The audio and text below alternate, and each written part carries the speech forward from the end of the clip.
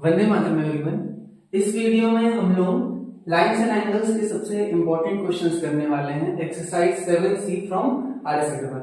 ठीक है, तो हम लोग पहला क्वेश्चन देखते हैं। क्वेश्चन नंबर 1 है एक्सरसाइज 7C का, जिसमें ये फिगर बनाया गया है। ठीक है, अभी फिगर में गिवन क्या क्या ये सारा चीज हम लोग देखते हैं। तो पहले तो बोल रहा है कि लाइन एल और एम आपस में पैरेलल है और हम लोग को एंगल 1 जो है, ये वाला जो एंगल है ये 120 डिग्री है गिवन। ठीक है, और बोला जा रहा है कि बाकी के सातों एंगल्स को फाइंड करना है। ठीक है, पहला दिया हुआ और बाकी के सात को फाइंड करना है। ठीक है, तो अब हम लोग इसके पहले का जो कॉन्सेप्ट है, मतलब इस एक्सरसाइज में जो हम लोग को यूज करना, वो क्या है? तीन चीज हम लोग को समझ में पता होना चाहिए। अल्टरनेट इंटीरियर एंगल क्या होता है, इंटीरियर या एक्सटीरियर एंगल, दोनों। ठीक है, दूसरा करस्पॉन्डिंग एंगल क्या होता है, ठीक है, एंगल्स। और तीसरा चीज क्या है, को इंटीरियर एंगल क्या होता है। ठीक है, अच्छा, इसके अलावा भी ऑब्वियसली चीजें इंपॉर्टेंट है, लेकिन वो प्रीवियस एक्सरसाइज के, जैसे वर्टिकली अपोजिट एंगल आपस में इक्वल होते हैं तो 1 = 3 होगा, है ना, 2 = 4 होगा। सो क्या कहते हैं, वर्टिकली अपोजिट एंगल कहते हैं। ठीक है, और लीनियर पेयर भी होता है कि स्ट्रेट लाइन पे दो एंगल आपस में 180 डिग्री एड अप होके होते हैं। ठीक है, तो ये दो चीज भी जो हम लिख ही देते हैं। ठीक है, वर्टिकली अपोजिट एंगल्स और 5 नंबर है लीनियर पेयर। ठीक है, तो ये दो चीज भी यहाँ पे, तो बस अगर ये 5 रिलेशन हम लोगों को आता है तो इसमें के सारे क्वेश्चंस बन जाएंगे। ठीक है, इसी 5 रिलेशन पे मैक्सिमम क्वेश्चंस है। ठीक है, और इसके अलावा भी कुछ अगर रिलेशन है, जैसे exterior angle property of triangle या फिर angle sum property of triangle, वो हम लोग आगे क्वेश्चंस में देख लेंगे जहां पे यूज होगा। ठीक है, तो सबसे पहले हम लोग शुरू करते हैं। एंगल 1 हमें पता है कितना, एंगल 1 है 120 डिग्री। तो हम लोग पहले यहां पे देखते हैं, एंगल 1 120 है तो एंगल 3 भी क्या होगा, 120 डिग्री होगा। ठीक है, तो पहले यहां लिखते हैं एंगल 1 = एंगल 3 = 120 डिग्री। मतलब एंगल 1 जो है वो एंगल 3 के बराबर है, तो एंगल 3 भी 120 होगा क्योंकि एंगल 1 120 है ना। तो एंगल 1 एंगल 3 के बराबर है और एंगल 1 120 के बराबर है, मतलब एंगल 3 भी 120 डिग्री के बराबर है। रीजन लिखना क्या है, वर्टिकली अपोजिट एंगल्स। ठीक है, वर्टिकली अपोजिट एंगल्स लिखेंगे क्योंकि वर्टिकली अपोजिट ये दोनों। ठीक है, ऐसे तो हम लोगों को पता है कि 2 और 4 भी इक्वल है, पर पहले 2 का वैल्यू निकाल लेते हैं फिर 4 का वैल्यू निकालेंगे। ठीक है, तो 2 का वैल्यू कैसे फाइंड कर सकते हैं, एंगल 2 का वैल्यू फाइंड करने के लिए हम लोग 1 से 2 का वैल्यू निकाल सकते हैं। जो वैल्यू पता है उसी से ना किसी दूसरी चीज का वैल्यू निकालेंगे। तो 1 का वैल्यू हमें पता है 120, और अगर 2 का वैल्यू निकालना है तो कैसे निकालेंगे कि 2 + 1 = 180। 1 और 2 में क्या रिलेशन, लीनियर पेयर का। ये स्ट्रेट लाइन है और इस पे भी दो एंगल बन रहे हैं, तो इनका सम आपस में 180 होना चाहिए। ठीक है, अब यहाँ पे एंगल 1 का वैल्यू 120 है और एंगल 2 का तो वैल्यू निकालना है, तो यानी एंगल 2 का वैल्यू क्या हो गया, 180 - 120 यानी कि 60 डिग्री। ठीक है, यहां पे हम लोग क्या लिखेंगे, लीनियर पेयर। ठीक है, मतलब ये लोग लीनियर पेयर से आपस में इक्वल है। ठीक है, और अगर एंगल 2 कितना निकला हमारा, यहां लिखते हैं एंगल 2 कितना निकला, एंगल 2 निकला 60 डिग्री। ये कितना आया था, 120 डिग्री। अब देखो एंगल 2 60 डिग्री है तो एंगल 4 भी 60 डिग्री होगा क्योंकि 2 और 4 आपस में वर्टिकली अपोजिट एंगल है। ठीक है, ये बात को लिखना पड़ेगा, एंगल 2 = एंगल 4, क्या लिखेंगे, वर्टिकली अपोजिट एंगल्स। ठीक है, उसके बाद लिखेंगे तो एंगल 4 भी क्या है, 60 डिग्री। ठीक है, क्योंकि एंगल 2 60 डिग्री था और एंगल 2 एंगल 4 के बराबर है तो एंगल 4 भी 60 डिग्री हो गया। ठीक है, तो यहां पर के सारे एंगल्स हमने फाइंड कर लिए। ठीक है, अब नीचे के फाइंड करते हैं। तो अभी जो हम बताएं कि अल्टरनेट एंगल क्या होता है, करस्पॉन्डिंग एंगल क्या होता है और को इंटीरियर एंगल क्या होता है, ये क्यों पढ़े थे, ये नीचे वाला वैल्यूज ही फाइंड करने के लिए। ठीक है, ऊपर के चारों एंगल पता चल गया। अब देखते हैं, ये 120 है तो ये भी 120 होगा क्योंकि ये कितना था, ये एंगल 3 था। एंगल 3 जो है वो एंगल 5 के इक्वल, एंगल 3 और एंगल 5 आपस में इक्वल होंगे, है ना। यहाँ लिखते हैं एंगल 3 = एंगल 5। क्यों, अल्टरनेट इंटीरियर एंगल। ठीक है, अल्टरनेट इंटीरियर एंगल है 3 और 5, ठीक है। ट्रांसवर्सल के अलग अलग साइड, एक इधर है और एक उधर है और ऊपर नीचे है, तो इन ऐसे अगर ऐसा कोई एंगल बने तो उसको अल्टरनेट इंटीरियर एंगल कहते हैं। तो 3 और 5 अगर इक्वल है तो एंगल 3 अगर 120 है तो एंगल 5 भी 120 होगा, ठीक है। अब एंगल 5 अगर 120 है तो एंगल 8 भी 120 होगा। रीजन लिखना होगा कि angle 5 is equal to angle 8 और ब्रैकेट में लिखेंगे वर्टिकली अपोजिट एंगल्स, ठीक है। हम मतलब अभी हम शॉर्ट में बता रहे हैं, मतलब नहीं तो हम लोग ये भी लिखेंगे कि angle 8 is equal to 120 degree, therefore करके, ठीक है। यहाँ पे देयरफॉर करके angle 5 is equal to 120 degree, ठीक है। अब अगर ये दोनों पता चल गया, अब 6 और 7 निकालना, तो अब देखो जैसे इन क्वेश्चंस को सॉल्व करने का बहुत सारा तरीका हो सकता है। जैसे अगर हम ऐसे कर सकते हैं कि 6 का वैल्यू अगर निकालना है तो हम 5 का हेल्प से निकाल सकते हैं, क्योंकि 5 और 6 आपस में लीनियर पेयर में है ना। तो हम बोल सकते हैं 6 + 5 इज इक्वल टू 180 और यहाँ पे 5 का वैल्यू डालेंगे 120 और 6 का वैल्यू 60 डिग्री निकल जाएगा, ठीक है। तो ये लीनियर पेयर का तरीका से बना है, ठीक है। अब दूसरा तरीका क्या है, हम 6 का वैल्यू 3 का हेल्प से भी निकाल सकते हैं, क्योंकि 3 + 6 भी क्या होगा 180 होगा, ठीक है। 3 + 6 180 होगा, ठीक है। क्यों, क्योंकि ये लोग आपस में कोई इंटीरियर एंगल है, ठीक है। पर इतना लंबा जाने का भी जरूरत नहीं है, हम लोग डायरेक्टली बोलेंगे कि एंगल 6 जो है वो एंगल 2 के बराबर है, क्योंकि अभी अभी पढ़े थे करस्पॉन्डिंग एंगल क्या होता है कि हॉरिजॉन्टल के ऊपर और ये भी हॉरिजॉन्टल के ऊपर, मतलब पैरेलल, दो पैरेलल लाइन तो बनता ही है, तो अगर पैरेलल लाइन के ऊपर वाले जो एंगल है उनको करस्पॉन्डिंग कहते हैं, या फिर पैरेलल लाइन के नीचे वाले जो एंगल है उनको भी करस्पॉन्डिंग कहते हैं, ठीक है। तो 6 और 2 एंगल 6 और एंगल 2 आपस में करस्पॉन्डिंग एंगल्स हैं, यानी 6 और 2 आपस में इक्वल होंगे, क्योंकि corresponding angles are always equal in parallel line, ठीक है। तो इसका मतलब एंगल 6 का वैल्यू तुरंत निकल गया, ये इतना करने का जरूरत ही नहीं है, प्लस माइनस का कोई जरूरत नहीं है। हम लोग सिंपली बोलेंगे कि एंगल 6 एंगल 2 के इक्वल है, और अगर एंगल 2 60 डिग्री था तो एंगल 6 भी 60 डिग्री, ठीक है। और एक बार अगर एंगल 6 निकल गया तो एंगल 7 निकालना भी बड़ी बात नहीं है, क्योंकि angle 6 is equal to angle 7 by vertically opposite angles, ठीक है। तो यहाँ पे एंगल 7 भी क्या आ गया, एंगल 6 के बराबर है, तो 60 डिग्री, ठीक है। अब यहाँ हम समझाए हैं, लेकिन जब आप लोग आंसर शीट में सॉल्यूशन लिखेंगे तो इसको थोड़ा और मतलब डिटेल में लिखेंगे कि रीजंस के साथ। जैसे हम यहाँ पे ये भी लिखेंगे कि एंगल 2 अगर एंगल 6 के इक्वल है तो सिर्फ ये नहीं लिखना एंगल 2 एंगल 6 के इक्वल है, बगल में रीजन भी लिखना है, ठीक है। ये एंगल 2 एंगल 6 के इक्वल क्यों है, क्योंकि करस्पॉन्डिंग एंगल्स है दोनों, तो यहाँ लिखेंगे करस्पॉन्डिंग एंगल्स, ठीक है। वरना रीजन नहीं लिखने पे भी मार्क्स कटता है स्टेप मार्किंग पे, ठीक है। तो ये है पहला क्वेश्चन नंबर 1 का सॉल्यूशन। ये सारा एंगल्स हम लोगों को पता चल गया, ठीक है। ये 60 डिग्री, ये भी 60 डिग्री। तो यहाँ हम देखें कि सिर्फ एक एंगल अगर हमें पता है, अगर दो पैरेलल लाइन में सिर्फ एक एंगल हमें पता है तो हम बाकी के सातों एंगल्स को निकाल सकते हैं, क्योंकि सारे एंगल्स, जब भी दो पैरेलल लाइन होता है और एक ट्रांसवर्सल होता है तो सारे एंगल्स आपस में रिलेटेड होते हैं, ठीक है। अब हम लोग क्वेश्चन नंबर 2 देखते हैं। ये क्वेश्चन नंबर 2 है, तो क्वेश्चन नंबर 2 में हम लोग बस शॉर्ट में हम बस हिंट दे देते हैं कि कैसे बनेगा। क्यों, क्योंकि क्वेश्चन नंबर 2 बिल्कुल क्वेश्चन नंबर 1 की तरह है, ठीक है। बस वैल्यूज को चेंज किया गया है, तो बनाने का तरीका बिल्कुल सिमिलर है। यहाँ क्या है, सिमिलर टाइप का फिगर है, ठीक है। जहां भी दो लाइन पैरेलल है, यानी ये लाइन और ये लाइन आपस में पैरेलल है, एल और एम कह देते हैं इनको, ठीक है। ट्रांसवर्सल है टी, और यहाँ पे एंगल 7 का वैल्यू दिया हुआ, पिछले क्वेश्चन में एंगल 1 का वैल्यू दिया था, यहाँ एंगल 7 का वैल्यू दिया है जो कि 80 डिग्री, ठीक है। तो यहाँ पे भी हम बता दे रहे हैं कैसे बनेगा कि अगर एंगल 7 का वैल्यू 80 डिग्री दिया है तो एंगल 5 भी 80 डिग्री होगा, ठीक है। एंगल 5 80 डिग्री, अब 6 का वैल्यू लीनियर पेयर से निकाल सकते हैं, ठीक है। अगर 5 दिया है तो 5 और 6 आपस में लीनियर पेयर है। यहाँ हम कह सकते हैं कि 8 का वैल्यू निकाल सकते हैं 7 का हेल्प से, ये भी लीनियर पेयर है। तो मतलब पहले 6 का वैल्यू निकाल लिया आप, या फिर पहले 8 का वैल्यू निकाल के बाद वही पड़ेगा, ठीक है। तो दोनों में से किसी का भी वैल्यू पहले निकाल के और दूसरे वाले का वैल्यू निकाल लेंगे इस तरह से कि दोनों आपस में वर्टिकली अपोजिट है ना। जैसे एंगल 8 का वैल्यू निकालिए हम 7 का हेल्प से, कि angle 7 plus angle 8 is equal to 180 degree होगा, क्योंकि लीनियर पेयर में है दोनों, है ना, लीनियर पेयर, ठीक है। अब लीनियर पेयर में तो अगर 7 80 डिग्री है तो एंगल 8 क्या होगा, 180 माइनस 80 यानी 100 डिग्री, है ना। तो एंगल 8 100 आ गया, तो एंगल 6 भी 100 आएगा, क्योंकि वो दोनों भी आपस में वर्टिकली अपोजिट है, ठीक है।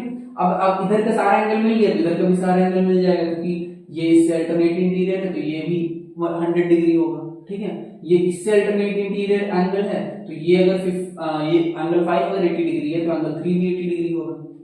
सॉरी, एंगल 600 डिग्री था, ठीक है, एंगल 600 डिग्री था, तो एंगल 4 भी 100 डिग्री होगा, अल्टरनेट इंटीरियर एंगल, ठीक है। और एंगल 5 अगर 80 डिग्री है तो एंगल 3 भी 80 डिग्री होगा, क्योंकि एंगल 3 और 5 आपस में अल्टरनेट इंटीरियर है, ठीक है। अब करस्पॉन्डिंग एंगल की हेल्प से हम लोग एंगल 2 निकाल सकते हैं, 6 और 2 आपस में करस्पॉन्डिंग एंगल है, ठीक है। या कह सकते हैं 4 और 2 आपस में वर्टिकली अपोजिट एंगल है, तो अल्टीमेटली 2 का वैल्यू तो 100 ही आने वाला है और 1 का वैल्यू तो 80 डिग्री आएगा, ठीक है। तो इस तरह से हम लोग निकाल सकते हैं, क्वेश्चन नंबर 2 को सॉल्व कर सकते हैं, ठीक है। अब यहीं पे क्वेश्चन नंबर 3 भी समझ लेते हैं कि क्वेश्चन नंबर 3 बिल्कुल क्वेश्चन नंबर 1 और 2 की तरह है, बस इसमें थोड़ा सा चेंजेस लाया गया है, तो वो चेंज को एक्सप्लेन करके हम लोग इस क्वेश्चन को भी बना लेते हैं, ठीक है। एक सेकंड,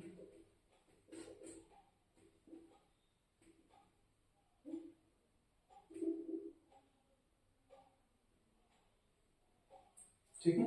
तो फिगर बिल्कुल सिमिलर सा है क्वेश्चन नंबर 3 के लिए भी, और इसमें बस इतना है कि बोला जा रहा है एंगल 1 और 2 आपस में रेशियो में, ठीक है। इस बार किसी भी एंगल का वैल्यू नहीं दिया है, जैसे क्वेश्चन नंबर 1 में एंगल 1 का वैल्यू दिया हुआ था 120, अभी क्वेश्चन नंबर 2 जब बनाए तो एंगल 7 का वैल्यू दिया हुआ था 80 डिग्री, लेकिन क्वेश्चन नंबर 3 में वैल्यूज नहीं दिया, बट बताया है कि एंगल 2 और एंगल 1 और एंगल 2 का रेशियो जो है वो 2:3 में, 2:3 में। तो आप लोग पहले भी बनाए होंगे रेशियो वाले क्वेश्चन लीनियर इक्वेशन में, कि रेशियो वाले क्वेश्चन को कैसे सॉल्व करते हैं, ठीक है। सबसे पहले तो हम लोग ये सोचेंगे कि क्या एंगल 1 और एंगल 2 में कोई डेफिनाइट रिलेशन है, तो हम लोग देख सकते हैं एंगल 1 और एंगल 2 को अगर जोड़ेंगे तो 180 डिग्री आएगा, है ना। मतलब अगर हमें पता होता है कि एंगल 1 का वैल्यू क्या है ना, एंगल 1 का वैल्यू क्या है, कुछ भी x है, ठीक है, और हमें पता होता है कि एंगल 2 का वैल्यू क्या है, जैसे मान लेते हैं y है, ठीक है, तो x और y को अगर जोड़ते हैं तो 180 डिग्री होता है। फिलहाल के लिए हमें अभी x का मतलब 1 और 2 का वैल्यू पता नहीं है, ठीक है, बट हम लोग देख सकते हैं कि 1 और 2 का रेशियोज हमें पता है ना। तो रेशियो वाले क्वेश्चन में क्या करते हैं कि हम लोग अगर रेशियो गिवन है तो हम लोग डायरेक्ट इसका वैल्यू कुछ अज्यूम कर लेते हैं। हम लोग बोलते हैं कि इफ एंगल 1, सॉल्यूशन में क्या है, अगर एंगल 1 और एंगल 2 का रेशियो 2:3 है तो angle 1 let angle 1 be 2x and angle 2 be 3x। क्या किए हम, सिंपली सिर्फ कोई भी एक पर्टिकुलर वेरिएबल से इस रेशियो और इस रेशियो मतलब इस नंबर और इस नंबर को मल्टीप्लाई किए और ऐसे करके हमारा एंगल्स निकल जाता है वेरिएबल के टर्म में, ठीक है। x का हम लोग को मतलब एंगल 1 और एंगल 2 का एकदम एग्जैक्ट वैल्यू नहीं पता चला है, वेरिएबल्स के फॉर्म में पता चला है कि एंगल 1 का वैल्यू 2x है तो एंगल 2 का वैल्यू 3x होगा, ठीक है। ये कैसे निकालते हैं, कभी भी कोई भी रेशियो वाला क्वेश्चन अगर आए, ठीक है, जैसे हम बोल रहे हैं ये एक ट्राइंगल, ठीक है, ट्राइंगल में ये एंगल और ये एंगल है ए बी सी, ठीक है, तो a:b:c का रेशियो अगर 2:3:4 दिया हुआ है, ठीक है, तो हम लोग क्या करते हैं कि यहाँ पे इनका वैल्यूज कैसे मान लेते हैं, इसका वैल्यू 2x मान लेते हैं, इसका वैल्यू 3x मान लेते हैं और इसका वैल्यू 4x। मतलब किसी एक वेरिएबल से इन तीनों रेशियो को अगर मल्टीप्लाई करें, ठीक है, रेशियो के तीनों नंबर को मल्टीप्लाई करें तो हमें उनका वैल्यूज मिल जाता है, ठीक है। अब अगर इनके बीच में कोई रिलेशन है तो इनका वैल्यू इजीली निकल जाएगा, क्योंकि रिलेशन है तो हम इक्वेशन बना सकते हैं और इक्वेशन से तो वेरिएबल का वैल्यू निकल ही जाता है, ठीक है। तो इसका मतलब अगर एंगल 1 का वैल्यू 2x और एंगल 2 का वैल्यू 3x है तो हम लोग बोलेंगे कि angle 1 plus angle 2 is equal to 180 degree, therefore 2x plus 3x is equal to 180 degree. अब 2x प्लस 3x होता है 5x इज इक्वल टू 180। अच्छा, यहाँ पे ये लिखना नहीं भूलना कि लीनियर पेयर की वजह से ये रिलेशन बता रहे हैं। कोई भी थ्योरम हम लगाते हैं तो थ्योरम को वहां ब्रैकेट में बताना पड़ता है एज अ रीजन, ठीक है, कि हम ये बात क्यों कह रहे हैं, ठीक है। तो ये 5x है, अब यहां से x का वैल्यू निकल जाएगा, therefore x is equal to 180 divide 5, ठीक है। इसका वैल्यू निकाल लेते हैं, इसका वैल्यू क्या आएगा, 15 आएगा 3 टाइम्स में और 30 आएगा 6 टाइम्स में, तो x का वैल्यू 36 डिग्री आ रहा है, यानी एंगल 1 क्या हो जाएगा, एंगल 1 हो जाएगा 2 इंटू 36 क्योंकि एंगल 1 2x था, तो x की जगह 36 पुट कर दिए। अब 2 इंटू 36 क्या होता है 72 डिग्री, और एंगल 2 क्या हो जाएगा 3 इंटू एक्स था वो, यानी 3 इंटू 36 डिग्री। ठीक है, तो 3 6 18 और 3 3 9 10, यानी 3 क्या आ जाएगा 108 डिग्री। हम लोग देख सकते हैं कि 72 और 108 आपस में लीनियर पेयर में भी, क्योंकि दोनों को जोड़ के 180 आता है ना। यानी हम लोगों को एक्चुअली में इनका वैल्यू पता चल गया कि एंगल वो 172 डिग्री है और एंगल 2 108 डिग्री है। इतना पता चलते ही हम लोग बाकी के सारे एंगल्स निकाल सकते हैं। कैसे? एंगल 2 अगर 108 डिग्री है तो एंगल 4 भी 108 होगा, वर्टिकली अपोजिट एंगल। एंगल 1 अगर 72 डिग्री है तो एंगल 3 भी 72 डिग्री होगा, वर्टिकली अपोजिट एंगल। ठीक है, अब अगर यहाँ का चारों एंगल पता चल गया तो नीचे का चारों पता चल जाएगा, क्योंकि 3 जो होता है वो 5 के इक्वल होता है अल्टरनेट इंटीरियर एंगल से, तो जो 3 का वैल्यू वही 5 का वैल्यू। या फिर आप डायरेक्टली ऐसे कह सकते हैं कि 1 तो हमें पता ही था, तो जो 1 का वैल्यू वो 5 का वैल्यू, क्योंकि करस्पॉन्डिंग एंगल है दोनों, 1 और 5 करस्पॉन्डिंग है, तो 1 अगर 72 था तो 5 भी 72 होगा। ठीक है, और 2 अगर 108 है तो 6 भी 108 होगा। ठीक है, क्योंकि 2 और 6 भी आपस में करस्पॉन्डिंग एंगल में है। ठीक है, अब अगर 6 का वैल्यू पता चल गया तो 8 का वैल्यू भी पता चल जाएगा, वर्टिकली अपोजिट एंगल। और 5 का वैल्यू अगर 72 है तो 7 का वैल्यू भी 72 डिग्री होगा, क्योंकि ये दोनों भी आपस में वर्टिकली अपोजिट एंगल है। ठीक है, तो क्वेश्चन नंबर 1 2 और 3 हम लोग थोड़ा 1 डिटेल में समझ के 2 और 3 शॉर्ट में कर लिए, क्योंकि ये तीनों क्वेश्चन सेम है। ठीक है, तो हम लोग ऐसे सिमिलर क्वेश्चंस को साथ में कर लेंगे। ठीक है, और डिफरेंट क्वेश्चंस को ऐसे डिटेल में पढ़ेंगे। ठीक, क्वेश्चन नंबर 4 हम लोग देखते हैं। क्वेश्चन नंबर 4 है। ठीक है, तो क्वेश्चन नंबर 4 बिल्कुल अभी ये इनिशियल क्वेश्चंस है और ये काफी इजी क्वेश्चंस रहेंगे। हम लोगों को बस कोई ना कोई एक रिलेशन लगाना जो पैरेलल लाइन और ट्रांसवर्सल में होता है। ठीक है, जैसे यहाँ पे क्या दिया है, एंगल लाइन M और लाइन L आपस में पैरेलल है और T यहाँ पे ट्रांसवर्सल है, जहां पे हमें ये वाला एंगल और ये एंगल गिवन है। ठीक है, इस एंगल का वैल्यू 3x माइनस 20 डिग्री है और इस एंगल का वैल्यू 2x प्लस 10 डिग्री है। तो हम देख सकते हैं ये वेरिएबल के फॉर्म में गिवन है, यहाँ पे x है, ये भी वेरिएबल के फॉर्म में गिवन है, यहाँ भी x है। तो हम लोगों को इसका एग्जैक्ट वैल्यू निकालना, हम x का वैल्यू निकाल के और ये दोनों वैल्यू निकाल सकते हैं। ठीक है, अगर x का वैल्यू पता चल जाए तो यहाँ x का वैल्यू पुट करके ये एंगल भी निकाल लेंगे और यहाँ x का वैल्यू पुट करके ये एंगल भी निकाल लेंगे। अब x का वैल्यू निकालेंगे कैसे?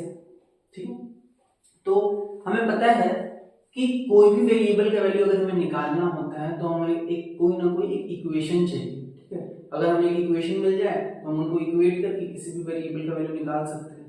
ठीक है, अब इक्वेशन के लिए तो रिलेशन जरूरी है। ठीक है, अगर कोई रिलेशन ही नहीं है इन दोनों एंगल में तो दोनों के बीच में इक्वेशन कैसे बनाएंगे, है ना। तो क्या इन दोनों के बीच में कोई रिलेशन है, ये एंगल और ये एंगल के बीच में? तो हाँ, ये दोनों के बीच में क्या रिलेशन है, करस्पॉन्डिंग एंगल का, है ना। ये एंगल और ये एंगल आपस में क्या है, करस्पॉन्डिंग है। देखो ये पैरेलल लाइन के ऊपर है और ये भी पैरेलल लाइन के ऊपर है ना। और ये ट्रांसवर्सल के दोनों एंगल सेम साइड, मतलब उस तरफ दोनों ही एंगल, यानी दोनों एंगल आपस में करस्पॉन्डिंग एंगल्स। तो करस्पॉन्डिंग एंगल्स होते हैं इक्वल। इसका मतलब कि 3x minus 20 degree is equal to 2x plus 10 degree. ठीक है, ब्रैकेट में क्या लिखेंगे, करस्पॉन्डिंग एंगल्स। ठीक है, तो करस्पॉन्डिंग एंगल्स इक्वल हो गए। अब यहाँ के बाद इक्वेशन में कुछ बचता नहीं है, बस सॉल्व करना है हमको। एक बेसिक मैथ्स लगा के 3x है, 2x इधर आया तो माइनस 2x हो जाएगा, माइनस 20 उधर गया तो प्लस 20 हो जाएगा, 10 पहले लिखेंगे और फिर प्लस 20 हो गया। ठीक है, तो 3x माइनस 2x x होता है और 10 प्लस 20 30 होता है। तो x का वैल्यू पता चल गया। अब x का वैल्यू पता चल गया तो 3x माइनस 20 का वैल्यू निकाल लीजिए। ठीक है, 3x माइनस 20 कैसे निकलेगा, 3 इंटू x माइनस 20, तो 3 3 9 90 माइनस 20 जो कि 70 डिग्री होगा, और 2x प्लस 10 में 2 इंटू 30 प्लस 10 यानी 2 3 6 यानी 60 प्लस 10 यानी 70 डिग्री होगा। तो हम लोग यहाँ से भी चेक कर सकते हैं कि दोनों एंगल सेम आ रहा है, सिर्फ इस वजह से कि दोनों आपस में करस्पॉन्डिंग है। ठीक है, अब यहीं पे हम लोग 5 नंबर भी समझ लेते हैं, क्योंकि क्वेश्चन नंबर 4 और 5 भी काफी ज्यादा सिमिलर है। ठीक है, तो हम लोग देखते हैं कि क्वेश्चन नंबर 5 में क्या है।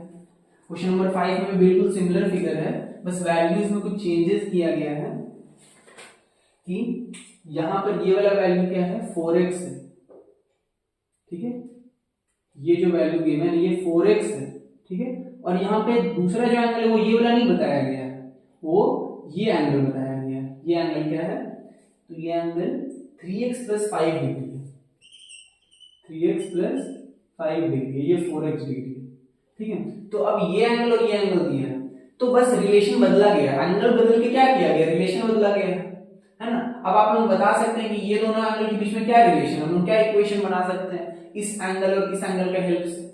तो क्योंकि ये दोनों एंगल आपस में आमने सामने हैं, ये इधर है और ये इधर है, दोनों आमने सामने, इसको क्या कहते हैं, को इंटीरियर एंगल कहते हैं, है ना। ये दोनों को इंटीरियर एंगल है। और ध्यान रखना कि को इंटीरियर एंगल आपस में इक्वल नहीं होते हैं, ठीक है, इस बात पे ज्यादा ध्यान रखना है, क्योंकि हम लोग करस्पॉन्डिंग एंगल इक्वल होते हैं, अल्टरनेट इंटीरियर एंगल इक्वल होते हैं, तो हम लोग को इंटीरियर को भी इक्वल कर देते हैं, पर ऐसा नहीं है, को इंटीरियर एंगल इक्वल नहीं होते, बल्कि को इंटीरियर का सम 180 डिग्री होता है, ठीक है।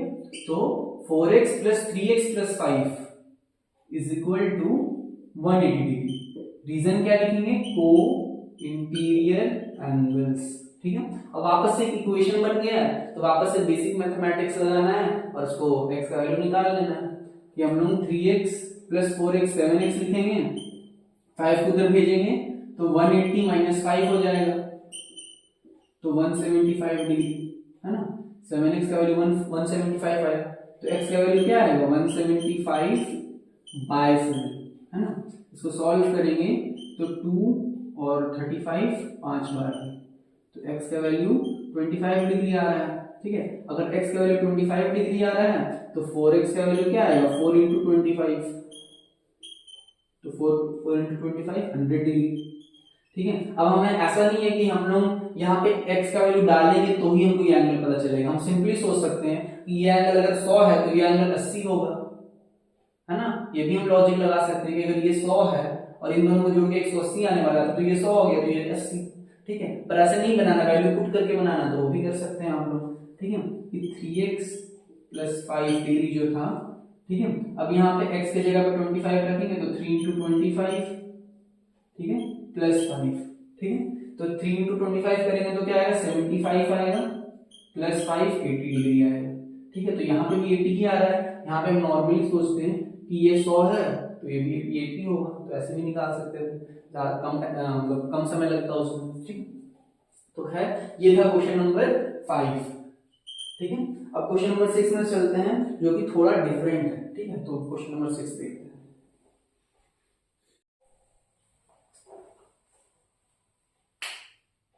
अब देखते हैं क्वेश्चन नंबर 6, ठीक है। क्वेश्चन नंबर 6 देखते हैं, इसमें क्या करना है।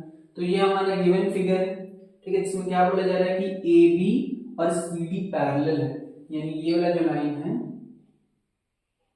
और ये जो लाइन है ये आपस में पैरेलल है, ठीक है, पैरेलल दिख रहे हैं, ठीक है। और BC और DE आपस में पैरेलल है, यानी ये जो लाइन है वो इसके पैरेलल है, ठीक है। तो ये लाइन इसके पैरेलल है, ये लाइन इसके पैरेलल है, ठीक है। हमें यहाँ नीचे एंगल दिया और यहाँ पे ऊपर का एंगल पूछना है, ठीक है। तो देखते हैं ये, अगर ये 75 डिग्री है, ये एंगल 75 डिग्री है, ठीक है, तो हमें इस x का वैल्यू फाइंड आउट करना है, ठीक है।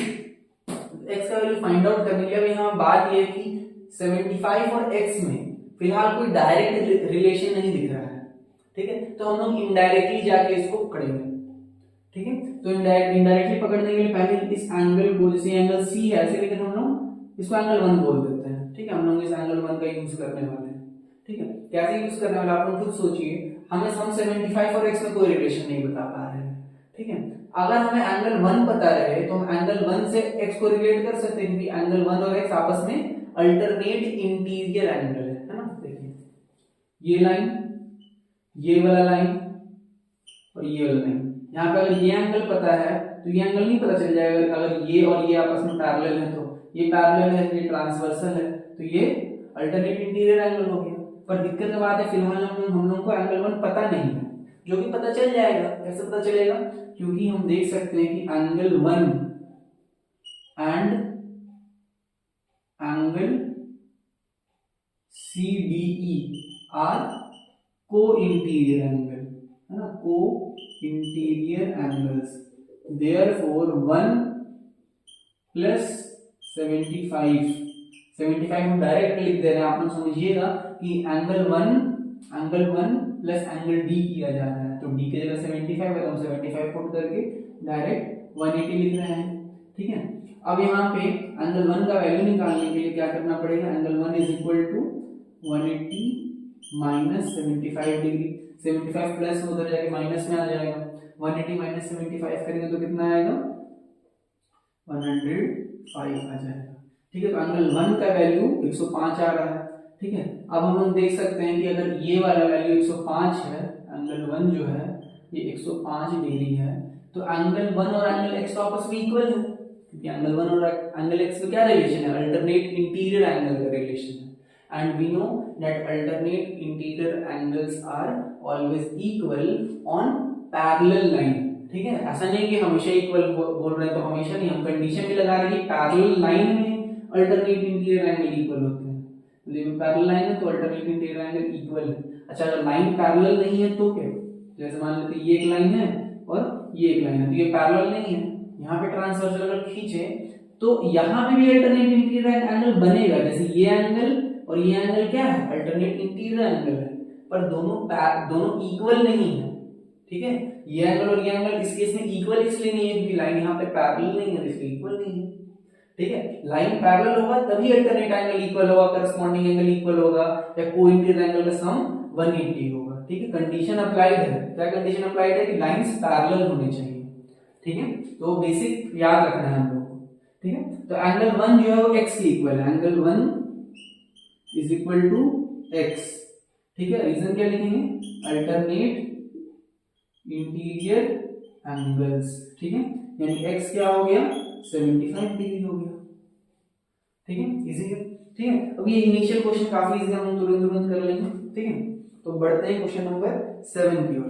क्वेश्चन नंबर 7 में तो ये फिगर है क्वेश्चन नंबर 7 का, जिसमें बोला जा रहा है कि AB EF और CD आपस में पैरेलल है। ठीक है, कि ये AB जो है, ये EF जो है और ये CD जो है आपस में पैरेलल है, और इनको जोड़ के कुछ एक फिगर बना दिया गया है ना, कुछ इस तरह से, है ना। तो ये तीनों पैरेलल थे, फिर यहाँ पे ये जो जोड़ा गया ट्रांसवर्सल है इन दोनों पैरेलल लाइन के लिए, है ना, और इसको जब जोड़ा गया तो ये ट्रांसवर्सल है किसके लिए, इन दोनों पैरेलल लाइन के लिए। ठीक है, और हम लोग ये बीच का एंगल निकालना है। ठीक है, अब ये क्वेश्चन थोड़ा डाइवर्स होते जा रहा है ना, कि अब हम लोगों को यहाँ पर थोड़ा यहाँ पे इन दोनों पैरेलल लाइन का यूज करके, फिर इन दोनों पैरेलल लाइन का यूज करके हम लोगों को आइडिया लगाना पड़ेगा एक्स को निकालने के लिए। ठीक है, अब सोचिए जरा, एक्स किसी भी तरह पूरा पैरेलल लाइन से रिलेटेड नहीं है, तो दो ट्रांसवर्सल के बीच में आ रहा है ना, हम लोग उसको कैसे निकाल सकते हैं, अगर हमें ये एंगल पता चल जाए। ठीक है, ये जो छोटा वाला जो एंगल है यहाँ पे, ये अगर हमें पता चल जाए और ये टोटल एंगल अगर हमें पता चल जाए, तो हम टोटल में से इस पार्ट को अगर घटाएंगे तो एक्स का वैल्यू निकल जाएगा, है कि नहीं। हमें ये छोटा एंगल पता चल जाए, जो भी पता चल जाएगा 130 के हेल्प से। ठीक है, और ये पूरा एंगल पता चल जाएगा 70 के हेल्प से। तो अगर ये बड़ा और छोटा पता चल जाए तो बड़ा माइनस छोटा करेंगे तो इधर का निकल जाएगा। ठीक है, तो देखते हैं सॉल्यूशन कैसे लिखना है। सॉल्यूशन लिखना है कि angle F E C plus angle E C D is equal to 180 degree. ठीक है, क्या बोले हम कि एंगल एफ ई सी, ठीक है, एफ ई सी, तो ये वाला जो एंगल है एफ ई सी और एंगल ई सी डी, यानी ये जो एंगल, ये दोनों आपस में को इंटीरियर एंगल होंगे। क्यों, क्योंकि ये दोनों लाइन पैरेलल है और ये देखो आमने सामने, ये एंगल और ये एंगल, इसको एंगल 1 बोल देते हैं। ठीक है, तो 130 और 1, ये दोनों एंगल आपस में को इंटीरियर है, तो दोनों का सम 180 होगा, है ना। रीजन लिख देंगे ब्रैकेट में, को इंटीरियर एंगल्स। ठीक है, तो ये तो रीजन लिखना है। ठीक है, अब इतना लिखने के बाद बस वैल्यूज पुट करके एंगल 1 का वैल्यू निकालेंगे। ठीक है, तो 130 degree plus angle 1 is equal to 180, therefore angle 1 is equal to 180 minus 130 which is 50 degree, यानी ये जो छोटा वाला एंगल का वैल्यू क्या आ रहा है, 50 डिग्री आ रहा है। ठीक है, अब हम लोग क्या बोल रहे हैं कि angle A B C is equal to angle BCD, angle BCD, जरा ध्यान से देखिएगा कि अगर ये दोनों लाइन डालेंगे बीच का चीज को भूल जाइए, ठीक है। ऐसे करके फिगर बना हुआ है ना, ठीक है, ऐसे करके कुछ फिगर बना हुआ है, ठीक है, जहां पे हमें ये एंगल 70 दिया हुआ है, ये एंगल हमें 50 अभी फाइंड किए हैं, और ये एंगल x है, ठीक है।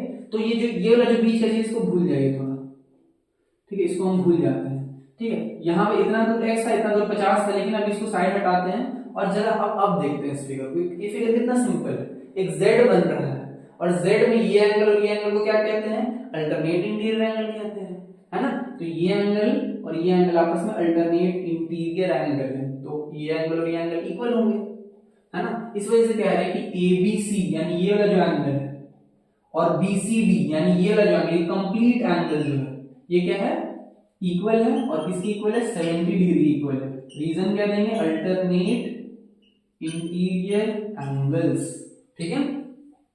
तो हमें ये एंगल और ये छोटा वाला एंगल पता चल चुका है, ठीक है। तो सिंपल सा बात, एक आखिरी बात बोलना है कि angle BCD minus angle 1 is equal to x, है ना। आप खुद सोचिए कि अगर ये पूरा एंगल, चलो इसको फिगर को कंप्लीट करते हैं, ये पूरा एंगल अगर 70 है और ये छोटा सा पार्ट अगर 50 है, तो ये पूरा में से अगर 50 को घटा देंगे तो ये यही ना बचेगा, ये जो चीज है यही ना बचेगा जो कि x है। तो टोटल में से यानी 70 में से 50 को घटाना और x मिल जाएगा, तो 70 माइनस 50 करो, 70 माइनस 50 x है, 70 माइनस 50 20 डिग्री होता है, तो x का वैल्यू क्या आ गया, 20 डिग्री, ठीक है। तो ये था हमारा क्वेश्चन नंबर 7 का सॉल्यूशन।